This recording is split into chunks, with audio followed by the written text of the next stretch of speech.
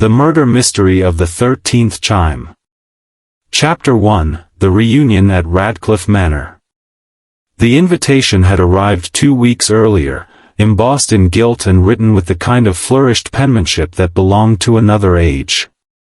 The Honourable Lord Radcliffe requests the pleasure of your company at Radcliffe Manor for the annual family reunion. My first thought, when I read the heavy parchment, was that someone in the Radcliffe family must be terribly desperate for entertainment if they thought to include a mystery writer among their titled kin. My second thought was that it might be exactly the sort of setting where stories lurked in dark corners, waiting to be told. The train from London deposited me at a quiet village station, and from there a coach carried me along winding country lanes to the estate. It was a grey, late autumn afternoon, the kind where the mist clung low to the hedgerows and the skeletal branches of oaks reached over the road like arthritic fingers. Radcliffe Manor appeared suddenly out of the haze, its stone facade imposing, lined with ivy that had turned a deep burgundy in the chill. The front doors, tall and oak-panelled, opened to reveal a great hall that seemed to belong to another century. There were oil portraits of ancestors staring down from their gilded frames, suits of armor polished to a dull gleam, and dominating the far wall, a grandfather clock of extraordinary height, its face solemn and its pendulum swinging with steady resolve. I could not help but notice the clock first. It was nearly as tall as 2 men and stood like a sentinel over the room. The butler, a stooped fellow named Hargreaves, explained that it had marked the hours of Radcliffe life for over 200 years. I was ushered into the drawing room where family members had begun to gather. There was Lady Eleanor, Lord Radcliffe's widowed sister, regal but sharp-eyed, with a tongue quick to dismiss and an ear quick to overhear. Beside her lingered her son, Julian, a tall young man with restless hands and an expression that never seemed to settle. Opposite them sat Beatrice, Lord Radcliffe's eldest daughter, her jewellery catching the firelight as she spoke with a calm authority. Near the piano hovered Catherine, the youngest granddaughter, perhaps no more than 20, whose laughter was light but whose gaze lingered on her cousins with an observant curiosity I recognized all too well. Lord Radcliffe himself entered shortly thereafter, supported by a cane, though his presence needed no such prop. Age had bent him, but not broken him. His voice carried easily across the chamber, each word deliberate, as if to remind those gathered that he remained master of both house and family. He greeted me warmly, explaining that he had enjoyed my latest novel and thought it amusing to have a writer amongst them, someone who could, in his words, make note of our little intrigues should we prove too dull. His eyes, however, flickered with mischief. Dinner was announced at 8. The dining room was long and narrow, dominated by a mahogany table polished to a mirror's shine. Silver candelabra glowed along its length, and the walls bore tapestries that depicted hunting scenes. The family took their places with the choreography of old custom, Lord Radcliffe at the head, Beatrice to his right, Lady Eleanor to his left. I found myself midway down, between Julian, who asked more about American publishing rights than was polite, and Catherine, who whispered that she hated these reunions because everyone only pretends to be civil. Courses came and went, conversation rising and falling like the tide. Old grievances surfaced in asides, boasts about property, business, and lineage were exchanged with competitive smiles. I listened more than I spoke, noting not only what was said but how it was said. The undercurrent of rivalry was unmistakable. Lord Radcliffe, however, seemed to enjoy it, sipping his claret and throwing in the occasional pointed remark to stoke the embers. It was just before dessert that the moment occurred which none of us would ever forget. The great-grandfather clock in the hall began to chime. Its deep, resonant toll echoed through the dining room. 10, 11, 12, we all counted silently, the way one does almost unconsciously when a clock strikes the hour. But then, impossibly, a 13th chime followed. The note seemed longer, stranger, as though the air itself recoiled. A murmur spread around the table. Catherine's eyes widened, Julian laughed nervously, and Lady Eleanor crossed herself with a trembling hand. Lord Radcliffe, however, did not laugh. He had raised his glass in a toast just as the 12th chime ended. When the 13th rang, his hand faltered. The claret spilled across the white tablecloth like blood. He gasped, clutched at his chest, and slumped forward onto his plate. The room erupted into chaos.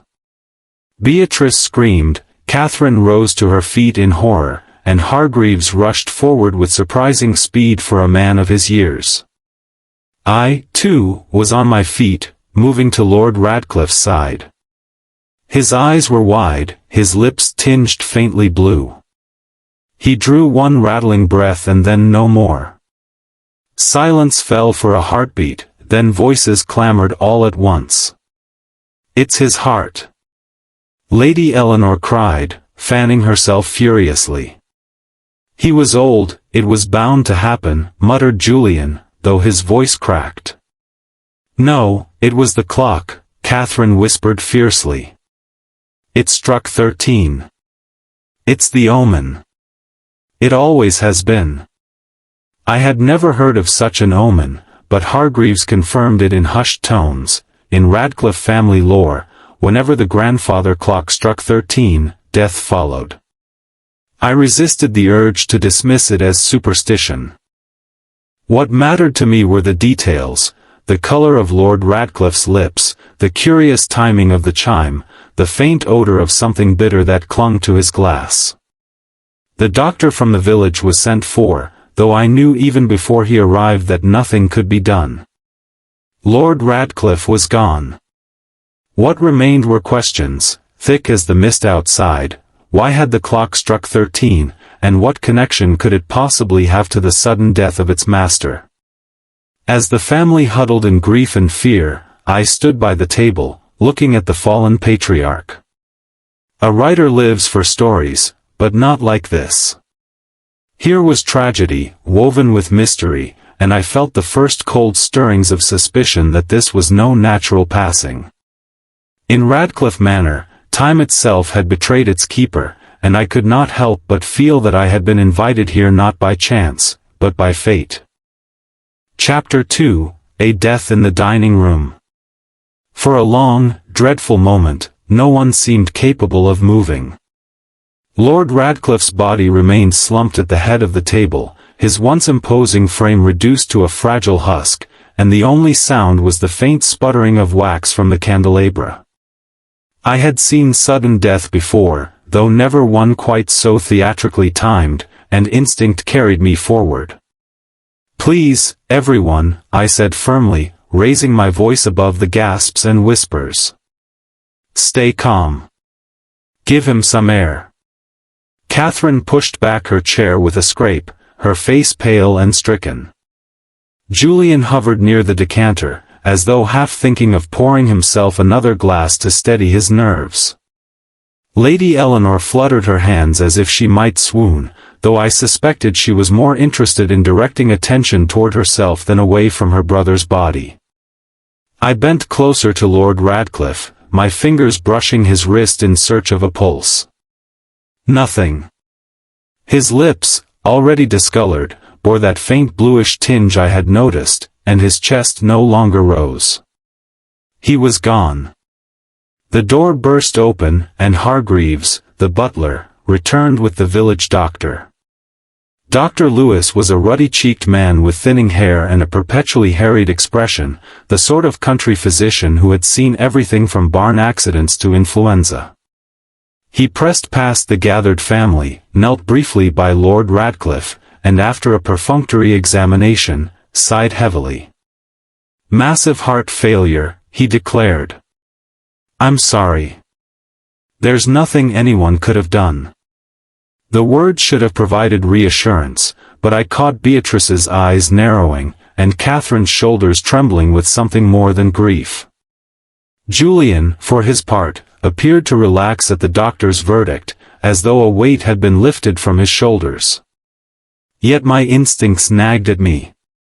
Something about the timing, the suddenness, and yes, the 13th chime, refused to sit quietly in the back of my mind. I glanced toward the wine glass still in Lord Radcliffe's grasp. The dark claret had spilled across the linen, but a few drops remained at the bottom. When I leaned nearer, a faintly acrid scent pricked my nose. Not strong enough for certainty, but enough to suggest possibility. Heart failure? Lady Eleanor echoed, pressing a handkerchief to her lips. Yes, of course. Poor Charles's heart has troubled him for years. We must accept the inevitable. Has it, indeed? I asked softly, though no one seemed inclined to answer. Dr. Lewis shifted uncomfortably. He was a man of advanced years. At his age, the heart is always a danger. Best we let him rest with dignity. But my gaze kept returning to the wine glass and to the clock in the great hall beyond the doors. Its pendulum swung with unerring steadiness, innocent as a metronome, yet I could not forget the strange extra toll. If Lord Radcliffe had died of natural causes, why did it feel as though the entire event had been staged for maximum effect? The family members dispersed in clusters. Beatrice took Catherine into her arms, whispering consolations while shooting occasional sharp looks across the room. Julian poured himself that brandy after all, his hands trembling slightly as he lifted the glass. Lady Eleanor collapsed into an armchair, insisting someone fetch her smelling salts. I remained near the body, my mind already assembling questions. Who had poured Lord Radcliffe's final drink? Who sat closest to him when the decanter was last passed? And why did the clock chime 13 when it had, according to Hargreaves, never done so in his decades of service? Jessica, Beatrice said, turning suddenly toward me, you write detective stories, don't you? Do you imagine this was deliberate? Her words hung in the air. Julian gave a sharp bark of laughter. Good heavens, Beatrice. Not every death is a plot from one of Mrs. Fletcher's novels. Father was old. He was frail. To suggest otherwise. To suggest otherwise, Beatrice cut in, her tone hard, is not disrespectful. It is honest. Father intended to change his will this week. He told me so himself. That revelation silenced the room more effectively than any order I could have given. Catherine looked up sharply, eyes wide. Lady Eleanor sat straighter, her handkerchief frozen mid-dab. Julian muttered something under his breath, then finished his brandy in one swallow. I filed the information away. Motive is the shadow that follows sudden death, and in families where inheritance is concerned, it can be the longest shadow of all. Dr. Lewis cleared his throat. I'll have the body removed to my surgery for the night. Tomorrow, arrangements can be made. Beatrice bristled. No. Father belongs here until the undertaker arrives. Hargreaves, see that the green room is prepared. The butler bowed, though I noticed his eyes flicker toward me. He, too, had felt something amiss, I could sense it. Later, after the servants had carried Lord Radcliffe away, I wandered back toward the dining table. Everyone else had withdrawn to their rooms or to quiet corners of the manor, seeking solace or plotting in silence. Alone, I examined the decanter. A few drops of claret clung to the crystal, their color rich under the candlelight. I lifted the neck to my nose, inhaling carefully. Again, the faint bitterness, like crushed leaves or unripe almonds, whispered of something unnatural. I set it down gently and walked into the hall. The grandfather clock loomed there, its pendulum swaying, its face impassive. I placed a hand upon its carved wood, worn smooth by centuries, and wondered who might have the knowledge, or the audacity, to manipulate such a piece. Was the 13th chime coincidence, or had it been engineered to mask a moment of murder? Behind me, footsteps echoed. Catherine stood in the doorway, her eyes red from weeping. "You don't believe it was just his heart, do you?" she asked quietly. I met her gaze. "I believe," I said slowly, "that your grandfather deserved every possibility considered. And I intend to consider them all." Her lips trembled, but she nodded, as though relieved someone had put voice to her fear. She glanced at the clock, shivered, and whispered, "They say it has always been an omen. But omens don't kill, Mrs. Fletcher. People do." Her words confirmed my own thoughts.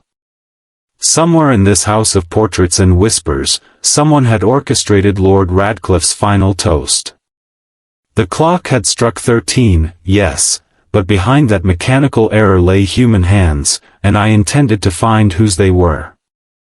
Chapter 3, Whispers in the Manor. The next morning dawned cold and damp, the kind of English autumn day when mist clings stubbornly to the lawns and every breath hangs visible in the air. I rose early, long before the family stirred, and wandered the manor's stone corridors. Silence pressed heavy, broken only by the occasional creak of old timbers or the soft ticking of the grandfather clock. Its pendulum swung with an almost mocking regularity, as if nothing had happened at all. Downstairs, I found Hargreaves already awake, polishing silver in the breakfast room. He bowed stiffly but seemed uneasy. "A most unfortunate occurrence, madam," he murmured. Lord Radcliffe was set in his ways, but he did not deserve such an end. I studied him closely. "You believe it wasn't natural, then?" The butler hesitated, his cloth pausing mid-swipe. "It is not my place to speculate." He lowered his voice. "But the clock, madam. It has never struck more than 12 in my service. My predecessor, old Finch, used to tell a tale that when it sounded 13, death was near. I never believed it." Now, he shook his head and returned to his polishing, but his hands trembled slightly. Superstition has a way of filling gaps left by truth. Yet I could not dismiss the oddity. "Thank you, Hargreaves," I said gently. Sometimes a household servant sees more than the family themselves.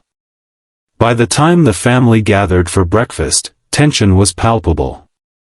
Beatrice arrived first, her composure brittle but intact. She offered me a curt nod, then busied herself with the teapot. Julian stumbled in minutes later, dark circles under his eyes, his hair disheveled. Lady Eleanor swept in dramatically, insisting the events of the previous evening had left her too fragile to sleep. Catherine came last, pale but quietly determined, avoiding everyone's gaze. The meal passed with little conversation. Every clink of cutlery against china seemed amplified in the strained silence. At last, Beatrice spoke. "We must be practical. Father's solicitor will need to be summoned. His affairs cannot wait." "Affairs," Julian muttered, "or inheritance?" Her eyes narrowed. "Do not be vulgar, Julian. This is about duty. Duty to yourself, perhaps." He sneered. "Don't think we don't all know you've been trying to influence him these past months." Catherine's fork clattered against her plate. "Stop it, both of you. Grandfather isn't even buried yet." The argument died, but not without leaving scars in the air. I tucked these exchanges away in my memory. Family quarrels are seldom trivial, often they reveal motives too raw to conceal. After breakfast, I excused myself to walk the grounds. The mist still clung low, giving the manor an otherworldly aspect. Near the stables, I encountered one of the gardeners, a wiry man named Price. He touched his cap respectfully. "Terrible business, miss. Though I can't say I'm surprised." "Why not?" I asked. He spat into the gravel. His lordship had enemies, even among his own. Talk in the village was he meant to cut some out of his will. Folks don't like being disinherited, not when there's land and money at stake. "Do you know who?" He shrugged. "Couldn't say for certain. But Miss Catherine was his favorite. He'd walk with her in the gardens, talk about modernizing the estate. The others resented it. You could see it plain as daylight. Another thread of motive, then. Returning inside, I passed through the library, where the shelves smelled of leather and dust. Lady Eleanor sat by the fire, muttering to herself. When she saw me, she beckoned me closer. "You're an observant woman, Mrs. Fletcher," she said, her voice low. "I must confide something. Charles, my brother, was not always kind. He wielded his authority like a whip. I loved him, but I feared him too. Many of us did." I leaned forward. "Feared him enough to wish him gone?" Her eyes glistened. No. But others, perhaps. Beatrice hides her ambition beneath duty. Julian hides his debts behind charm. Even Catherine, sweet as she seems, hides secrets of her own. Do not be fooled. It was not lost on me that Lady Eleanor carefully excluded herself from the list of suspects. People often speak most loudly of others when they wish to muffle suspicion about themselves. That afternoon, the inspector from the village arrived, Inspector Graves, a dour man with spectacles perched precariously on his nose. He took statements from each family member, though with such haste I doubted he gleaned much. When he reached me, he asked if I had observed anything unusual. "The 13th chime," I replied. He waved a hand. "Mechanical fault. Clocks misbehave. Heart attacks do not." But his lips were blue, I pressed. And there was a bitterness in his glass. "Have you considered poisoning?" His frown deepened. "Madam, this is not one of your novels. Lord Radcliffe was old. Old men die. I will not have the village stirred into hysteria over ghostly clocks and fanciful tales." I let the matter rest, for now. But inside, my resolve only hardened. As evening fell, I found Catherine in the music room, softly playing the piano. The melancholy notes echoed through the corridors. She looked up as I entered. "You don't believe the inspector, do you?" she asked. I shook my head. "No, my dear. I believe something deliberate occurred. The question is who, and why." She hesitated, then whispered, "Grandfather told me, 2 nights ago, that he would change the will. He said he wanted the estate to survive, not be squandered. He promised to speak with the solicitor this week." Did anyone else know? I think Beatrice suspected. And Julian, he overheard part of our conversation. He was furious. Pieces fell slowly into place. A will to be changed, heirs with reason to fear exclusion, a sudden death cloaked in superstition. The pattern was emerging, though its lines were not yet sharp. When I left the music room, the house was settling into uneasy quiet. Somewhere a floorboard creaked, somewhere else, a door closed softly. The clock in the hall struck 9, each toll steady, innocent. I paused, watching it. Somewhere within its vast frame, secrets waited. The whispers of the family swirled around me, half-truths, fears, resentments, all pointing toward one conclusion.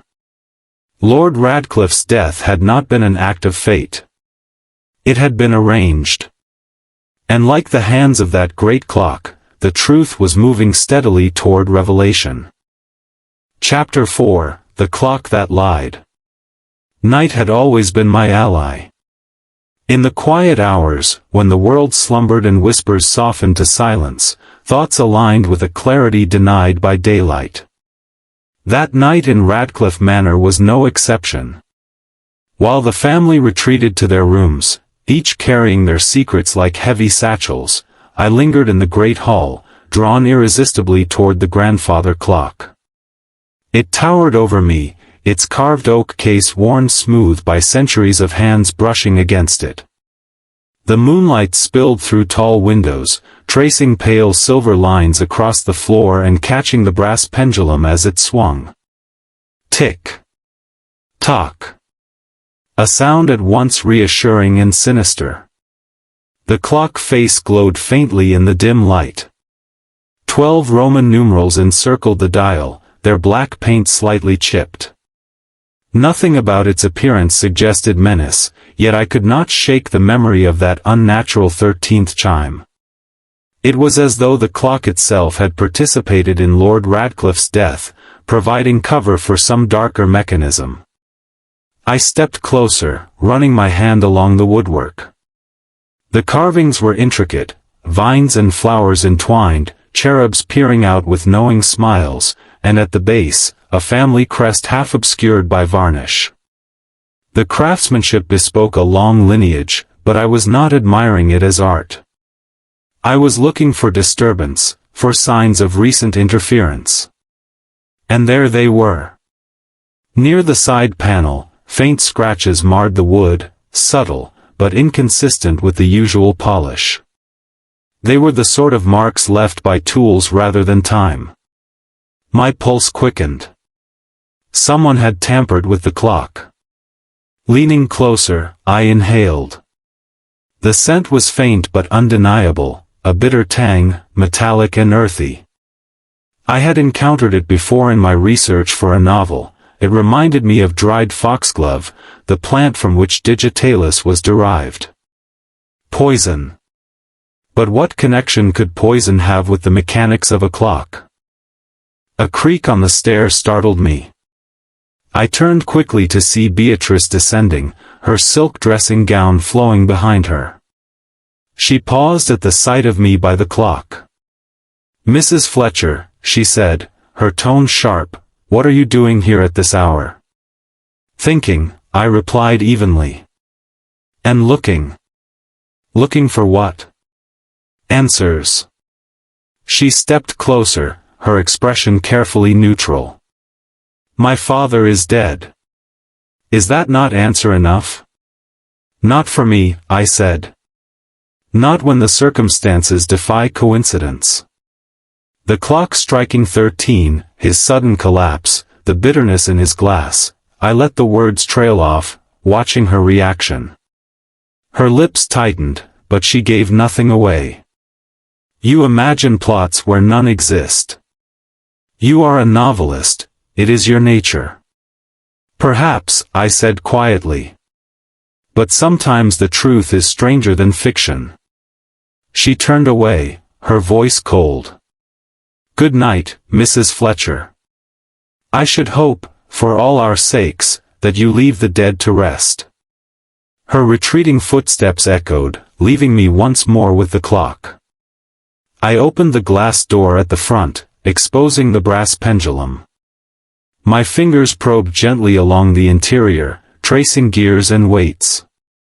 Then, just above the pendulum's arc, I felt something out of place, a narrow slit, expertly cut into the wood.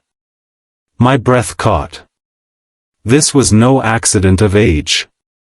The slit was thin enough to be invisible unless one sought it, yet wide enough for a tube to pass through. Following its path, I realized it led toward the dining room wall, the very direction of Lord Radcliffe's place at the table. The implication was chilling. Could the clock have been altered to serve as more than a timepiece? A device, perhaps, to deliver a carefully timed dose of poison? The theory sounded outlandish, yet I had learned never to underestimate ingenuity where greed was concerned. I resolved to investigate further by daylight. For now, I closed the clock's door, making note of every detail, the scratches, the slit, the faint residue. If the inspector would not see reason, then I would simply have to provide him with evidence too compelling to ignore. The following morning, I approached Inspector Graves. He was in the breakfast room, scribbling notes in a small book while ignoring the untouched food before him.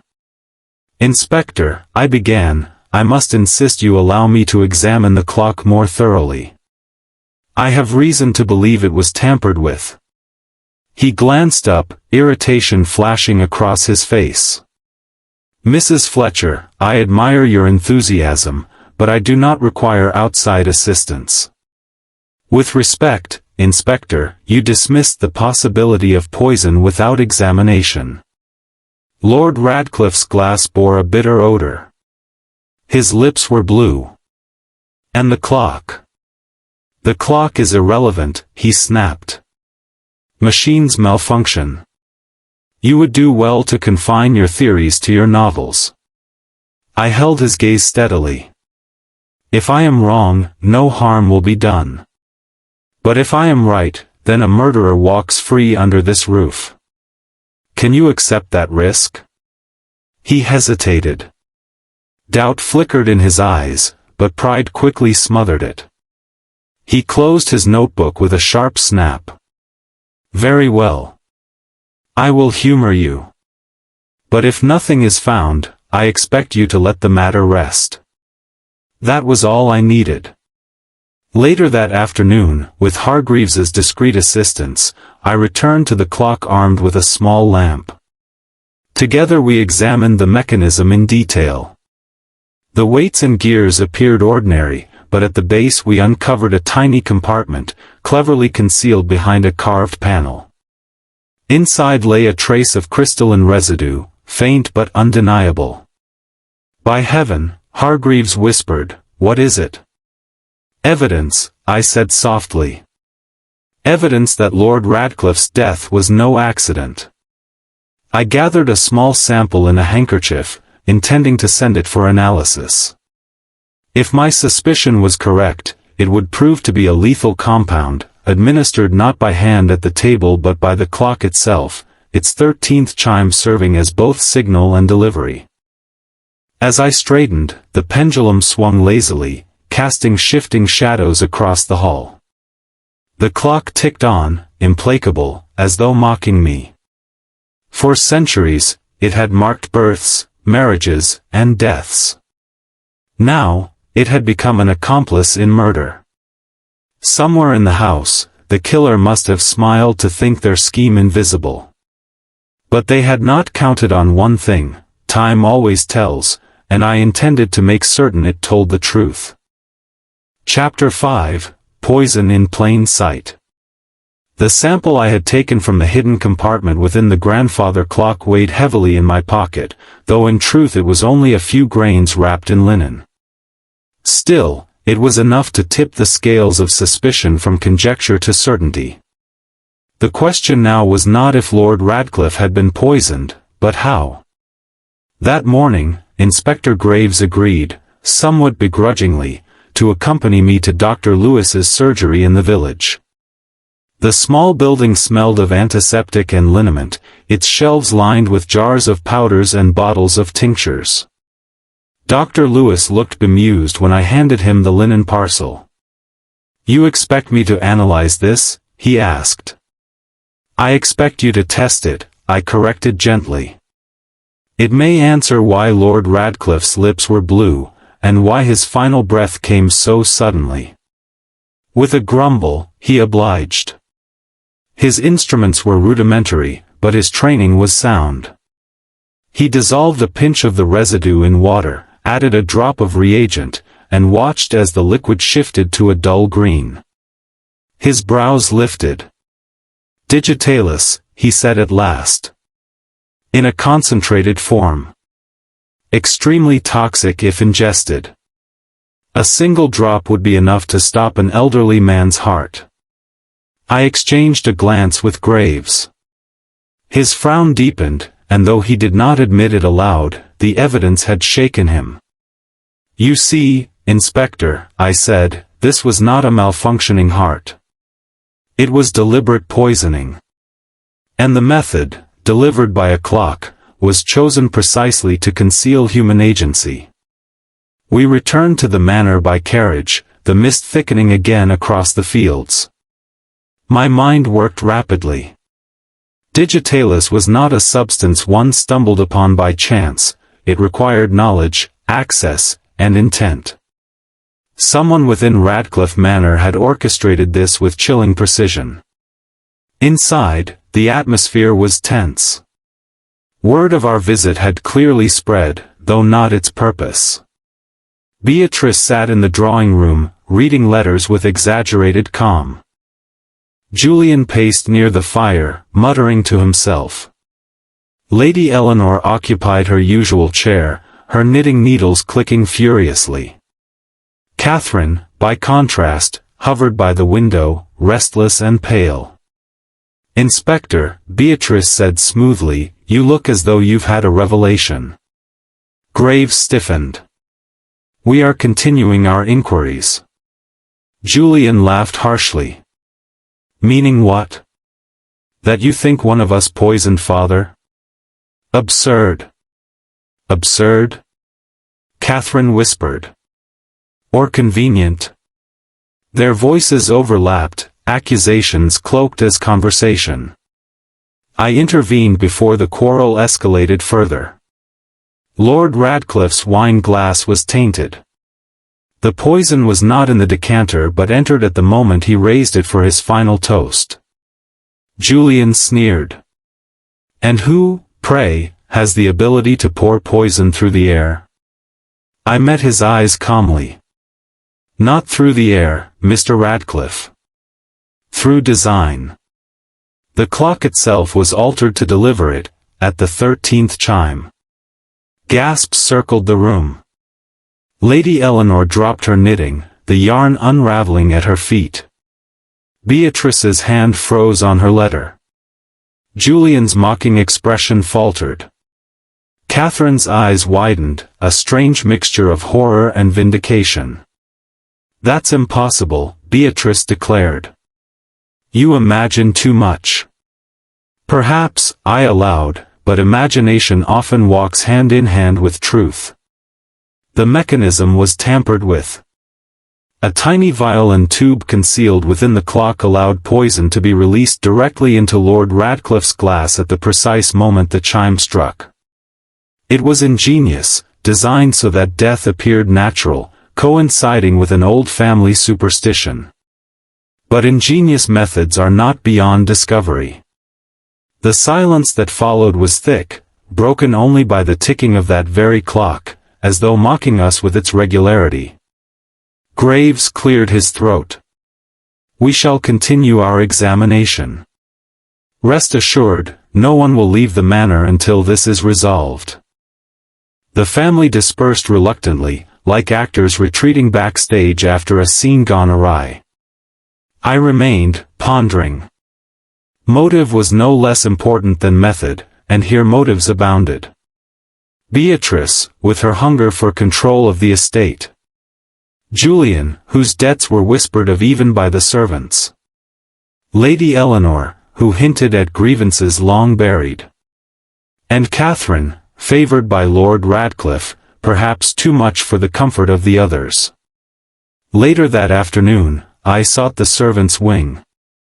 People often underestimate staff, but they observe everything. In the scullery, I found Mrs. Dodds, the cook, rolling dough with more aggression than required. "Terrible thing, ma'am," she said when I asked about the night of the dinner. "But I can tell you this, Master Julian was in the hall earlier that evening, fiddling with something near the clock. I told him to mind himself, those gears are delicate." He just laughed. It was a valuable piece of information, though I knew better than to leap to conclusions. Still, it placed Julian in proximity to the instrument of murder. That evening, as the family dined in somber silence, I studied each face in turn. Beatrice ate methodically, her eyes ever darting toward Catherine. Julian drank more than he ate, his hands twitching nervously. Lady Eleanor toyed with her food but never raised it to her lips. Catherine scarcely touched hers at all. When dessert arrived, no one reached for the wine.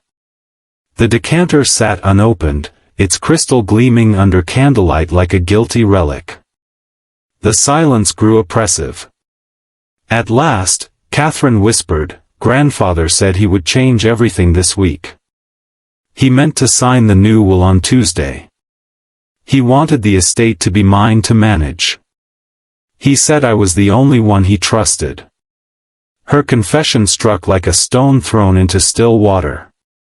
Beatrice's face hardened, Julian swore under his breath, and Lady Eleanor closed her eyes as though in prayer. "There," Catherine said, her voice trembling. "Now you all know. If you wanted motive, Mrs. Fletcher, there it is. But motives are not proof. What mattered was opportunity, and knowledge of both poison and mechanics. Somewhere among them lay a combination dangerous enough to kill." Later, alone in my room, I reviewed the facts. Lord Radcliffe was poisoned with digitalis. The delivery mechanism was concealed in the clock. The 13th chime had been deliberately engineered. And someone had timed it so that death would appear supernatural, shielding them from suspicion. I wrote the names in my notebook: Beatrice, Julian, Lady Eleanor, Catherine. I underlined each twice, then added a question mark beside Julian's. If the cook was right, he had been tampering with the clock. But could he also have obtained digitalis? And would he risk discovery so close to the act? I snapped the notebook shut. The clock downstairs ticked, tireless and merciless. It had already measured one man's final hour.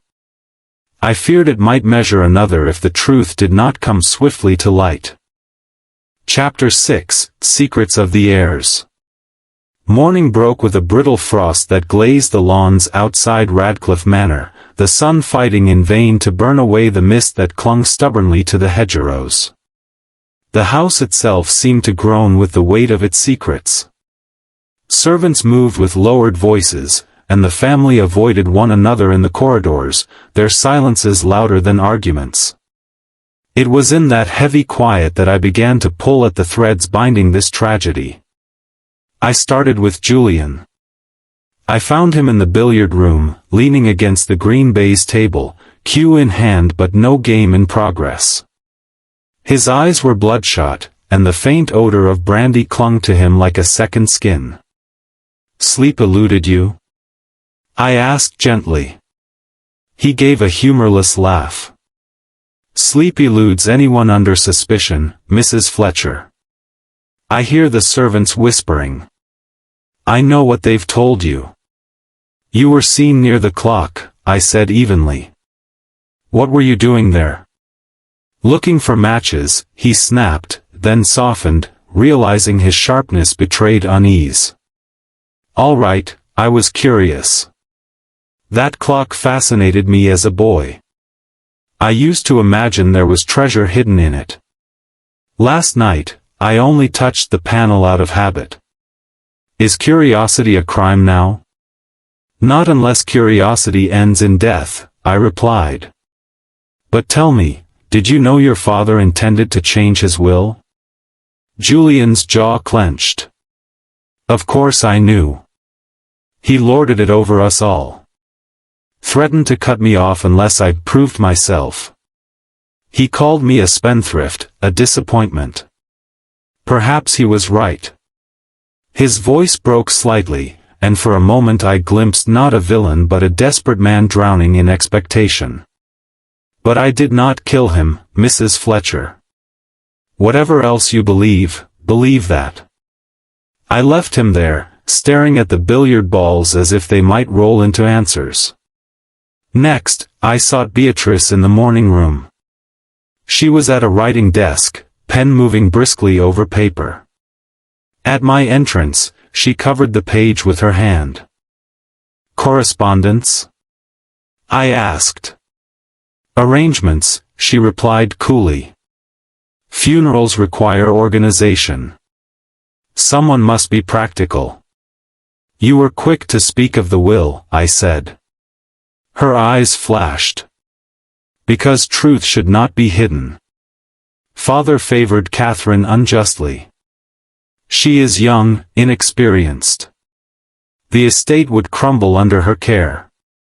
I have managed affairs for years in practice if not in name. It is only fitting that I continue." "Fitting," I repeated. "Or profitable?" Her lips tightened. "You insult me, Mrs. Fletcher. I loved my father, though he was difficult. But love does not blind me to reality. Julian is unreliable. Eleanor is too old. Catherine is a child. Only I have the sense to hold this family together."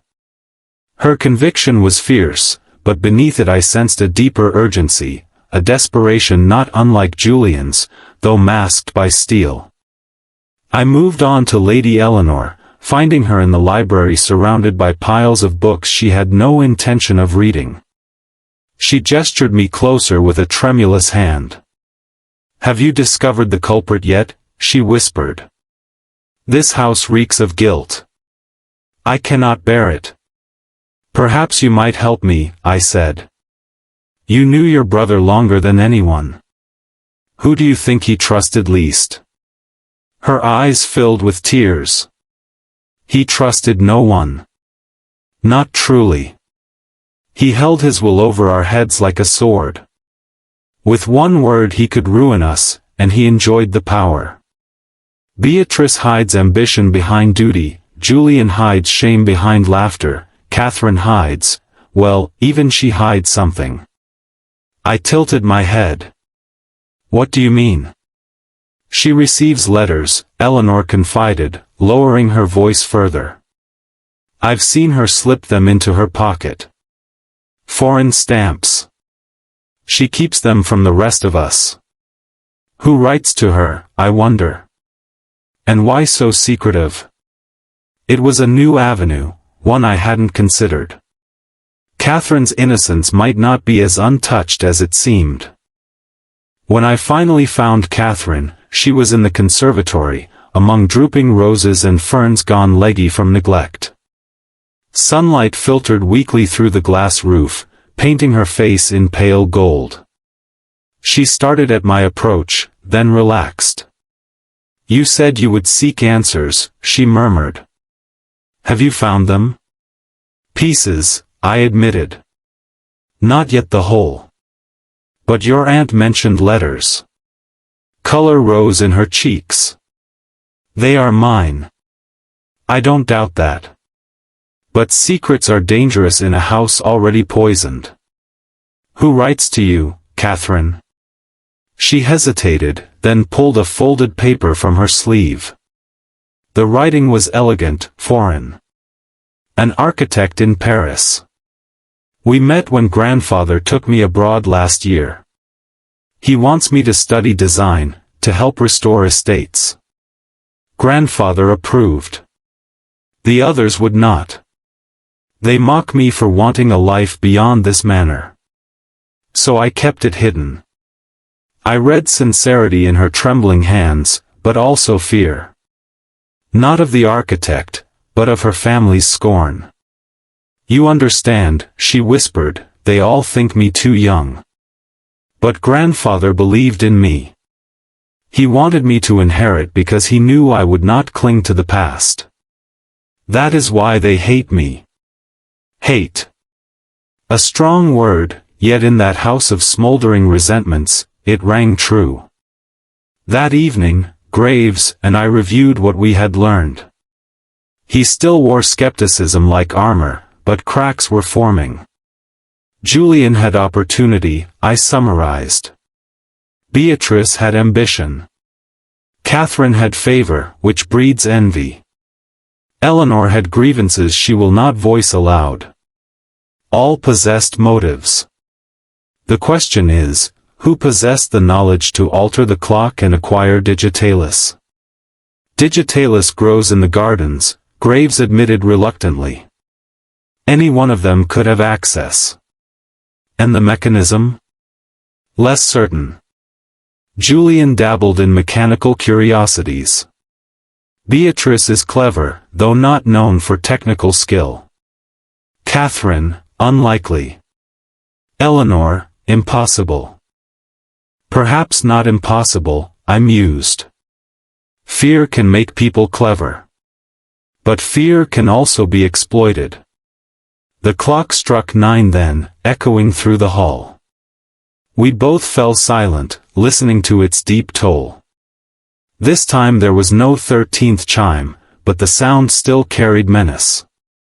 When the echoes faded, Graves muttered, "So many motives. Too many." True, I agreed. But the truth will not remain hidden. Secrets always surface, especially in families. And in Radcliffe Manor, the secrets were rising like mist from the ground, cloaking everything until only one clear path remained, uncovering which heir had turned time itself into a weapon. Chapter 7, The Compartment Within. By the 7th day, the atmosphere in Radcliffe Manor had soured into a mixture of fear and hostility. Meals were no longer communal affairs but skirmishes fought with glances and barbed words. Each heir seemed to carry the weight of suspicion like an iron chain. Even Inspector Graves, though reluctant at first, now moved through the house with sharp eyes, his earlier dismissiveness eroded by the mounting evidence. I, however, could not leave matters to mere suspicion. If this crime was to be solved, it required proof as solid as oak like the clock that had measured Lord Radcliffe's final moments. That evening, after the family retired, I returned once more to the great hall.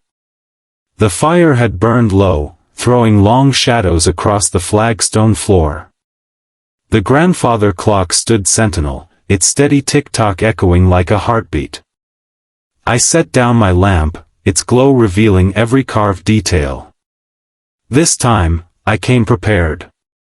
Hargreaves had quietly provided me with a small toolkit, screwdrivers, a thin chisel, a pair of pliers. The butler, though discreet, carried the air of a man desperate for truth. He hovered nearby as I examined the base. "Are you certain, madam?" he whispered. "The inspector may not approve."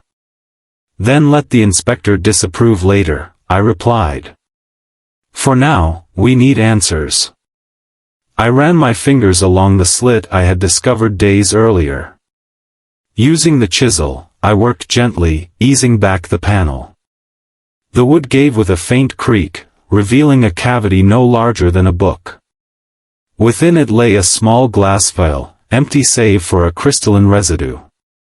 A thin brass tube, no thicker than a quill, extended upward, disappearing into the mechanism above. Hargreaves inhaled sharply. "Merciful heavens!" "Not heaven," I murmured grimly. "This is human ingenuity turned to malice." Carefully, I traced the tube's path. It wound through the inner works, cleverly disguised among the weights and pulleys. Following it higher, I discovered it emerged at a carved cherub's mouth near the clock's face, an ornament I had dismissed before as decorative whimsy. But beneath it, a faint stain marred the wood, as though liquid had once dripped there. I crouched, aligning the cherub's mouth with the dining room beyond. From this angle, the path was unmistakable, directly toward the head of the table, the very place where Lord Radcliffe always sat. The mechanism was as brilliant as it was horrifying. At the 13th chime, triggered by a modified gear, the vial had released a single drop of poison through the tube, emerging unnoticed from the cherub's lips. The drop had fallen, silent and deadly, into Lord Radcliffe's raised glass. It was murder time to the second. "This is no accident," I said, my voice low but firm. "The clock was weaponized. Whoever designed this knew both mechanics and poison." Hargreaves crossed himself, his face ashen. "The master trusted this clock all his life. To think it betrayed him in the end." "It was not the clock," I corrected softly. "It was someone who understood that trust could be exploited. Machines are innocent. People are not." I wrapped the vial carefully and replaced the panel, leaving no trace of disturbance. The discovery was enough to confront the inspector, but not yet enough to identify the culprit. For that, I needed to understand who among the Radcliffes possessed both motive and means. The next morning, I gathered the family under the pretense of reviewing funeral arrangements. They assembled reluctantly in the drawing room. Beatrice stood stiffly, Julian slouched with a cigarette, Catherine twisted her hands nervously, and Lady Eleanor looked as though she might faint at any moment. I began simply. Lord Radcliffe's death was no natural passing. He was poisoned. And the poison was delivered not by hand, but by the clock.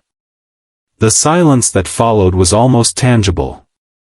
Julian let out a bark of laughter, though it rang hollow. Beatrice's lips compressed into a thin line.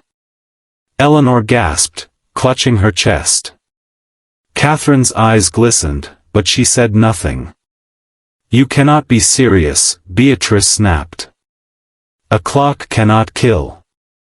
"Alone, no," I agreed. "But when altered by human hands, it became an accomplice." At the 13th chime, a hidden vial released poison directly into Lord Radcliffe's glass. I have seen the mechanism. It is undeniable. Julian's cigarette trembled between his fingers. Then who? Who could contrive such a thing? "That," I said, "is the question." The design required knowledge of mechanics and access to digitalis. Both are present in this household. "Julian, you have been seen tampering with the clock before." His face flushed crimson. "Childhood curiosity. Nothing more." "Perhaps. And yet you have debts that would vanish if inheritance favored you. Beatrice, you claim responsibility for the estate, but with your father poised to alter his will, your position was threatened. Catherine, you were the favored heir, which made you both target and beneficiary. Lady Eleanor, you carried grievances long concealed. Each of you had reason." Eleanor moaned softly, Beatrice glared daggers, Julian swore under his breath, and Catherine shook her head furiously. "I loved him," Catherine whispered. "He believed in me. Why would I?" "I am not accusing," I assured her. "I am observing. The truth lies in opportunity. Who knew enough to modify an ancient clock without raising alarm? Who possessed the patience to plan a death masked by superstition?" Beatrice spoke sharply. "You make it sound like one of your novels. Ingenious but ridiculous." "Ridiculous?" I asked softly. "The vial is real. The tube is real. The residue is real. Facts, Lady Beatrice, not fiction." The conversation collapsed into bitter silence. I dismissed them, but not before noting their reactions. Beatrice's outrage had been fierce, but perhaps too controlled. Julian's bluster masked genuine fear. Catherine's grief rang true, though secrecy still clung to her. And Eleanor, her wide eyes held something like relief, as though my words had confirmed what she had long suspected. That night, alone in my room, I reviewed the evidence. The mechanism was clear. The poison identified. The motives plentiful. But one question haunted me: who among them had the skill to create such a device? I thought back to the scratch marks, the carefully concealed slit, the precision of the tubing. This was no amateur's work. It required someone who had studied such things, perhaps even drawn upon records or blueprints. And then I remembered, in the library, among the old ledgers, I had glimpsed volumes on horology and mechanics, books untouched for decades. Someone had been reading them. The killer's ingenuity had nearly gone undetected, but like all careful plans, it bore a flaw: arrogance. To believe they could hide murder behind a superstition was to underestimate both time and truth. The clock struck midnight then, its chimes resonating through the manor. 12 deep notes, and only 12. No 13th followed. Yet I felt the weight of that earlier false chime pressing still. Soon, I vowed silently, I would unmask the hands that had wound this clock of death. Chapter 8: The Inheritance of Guilt. The morning of Lord Radcliffe's funeral dawned grey and bitter, as though the very sky disapproved of what had transpired. The family dressed in black, their faces masks of solemnity, though beneath each mask flickered something more complex: resentment, fear, perhaps even triumph. I had watched them closely for days, weighing every glance and whisper, and at last the pieces had fallen into place. Before the service, I asked Inspector Graves to summon the family once more to the great hall. The coffin rested in the chapel, candles flickering, but the truth had to be spoken before Lord Radcliffe was laid to rest. They assembled reluctantly. Beatrice, rigid and proud, her veil pulled tight. Julian, pale from brandy and sleeplessness. Lady Eleanor, fragile yet intent, clutching her handkerchief like armor. Catherine, trembling but resolute, her young face marked by sorrow. The grandfather clock loomed over us all, ticking steadily, as though eager to witness the moment of revelation. I stepped forward. Lord Radcliffe's death was no accident. It was murder. And the instrument of that murder stands before us, the clock that struck 13. Julian scoffed, though his voice cracked. You've said as much before. But saying it doesn't name the killer. No, I agreed. But evidence does. The clock contained a hidden vial of digitalis connected to a tube, timed to release poison into Lord Radcliffe's glass on the 13th chime. Ingenious, yes, but not invisible. I found the residue. The doctor confirmed it. There is no doubt. Beatrice's chin lifted defiantly. Anyone might have planted such a device. We all had reason, as you've pointed out. But reason is not proof.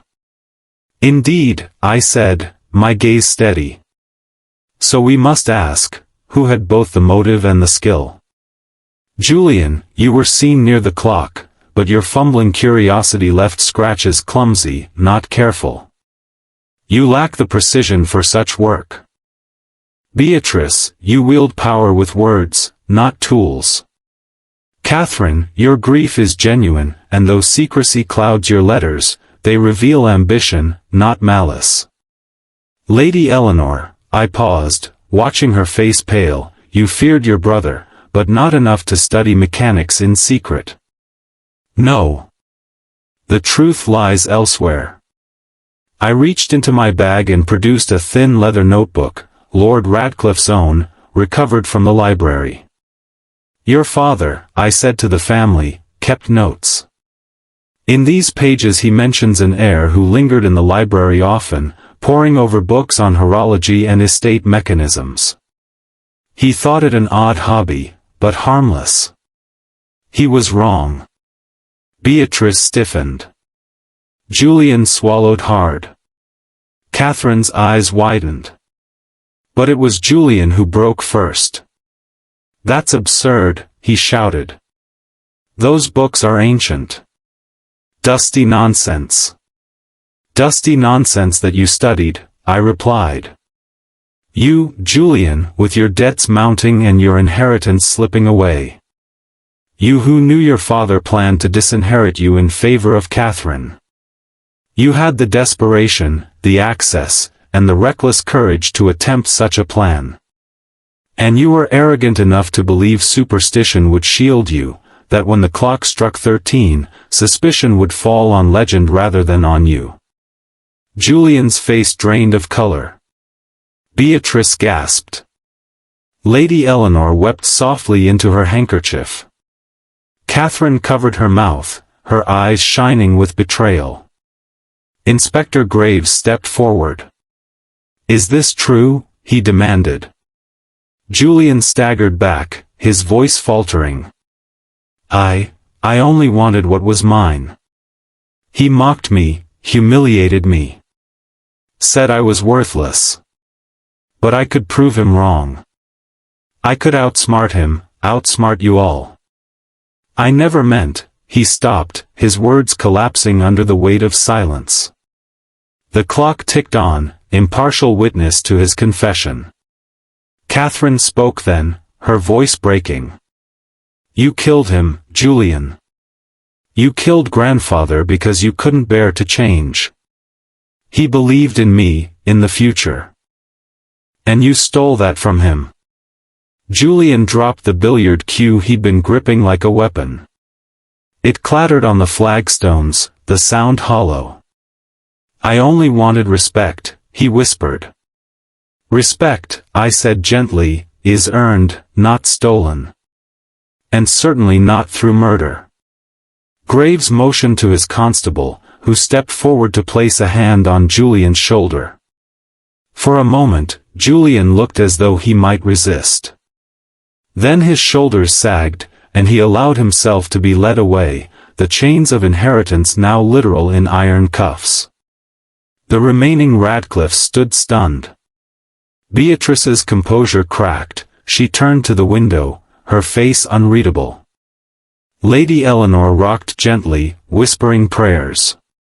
Catherine looked at me with tears brimming. "Thank you, Mrs. Fletcher," she said softly. "For giving him justice. For giving grandfather peace." I nodded, though my heart ached. Justice seldom brings joy, only resolution. Later, as the coffin was carried to the chapel, I lingered in the great hall. The grandfather clock loomed tall, its pendulum swinging with inexorable rhythm. I placed a hand against its cold wood. "You marked his hours faithfully for decades," I murmured. "But in the end, it was not you that betrayed him. It was blood." The clock struck noon then, 12 solemn chimes, no more, no less. The sound rolled through the hall like a benediction, as if the house itself sighed with relief that the false 13th would never ring again. I turned toward the door, ready to depart Radcliffe Manor. Another story had ended, though not without scars. Families fracture, greed festers, and time reveals all. As I stepped into the pale autumn light, I thought of Lord Radcliffe's final toast and the legacy he had hoped to leave. His estate might crumble or flourish, his heirs might quarrel or reconcile, but the truth had been told. And that, above all, was what mattered.